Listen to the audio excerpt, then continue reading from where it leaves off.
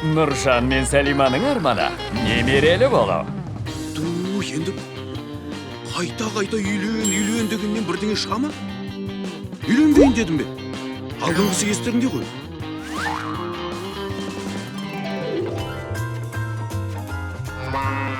Бірақ Бауыржан сүйген қызына үйленгісі келеді. Оның үстіне ата-анасы белгіда салтымен айттырып қойған қалыңдығы Айжанның ұнатқан жігіті бар. Түсіндірудің қажеті жоқ шығар. Егер күләш тәтейге тон қажет болмағанда, бұл әрекеттен түк шықпас еді. Итальянский шуба Қытайдан $1000 әкелдім дейсің бе? Қанша? Мынадай керемет қалыңдықты тауып берейін, а?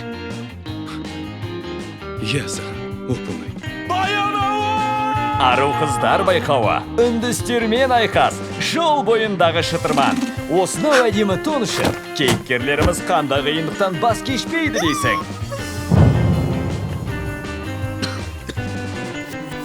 Шуан бір бәлеге ұшыраған сияқты. Ой, ұншақ неме. Бұдан бұлай мені әке деп ата. Сен де, Бауыржан.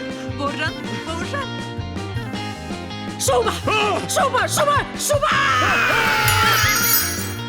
Таяуда еліміздің барлық кинотеатрларында.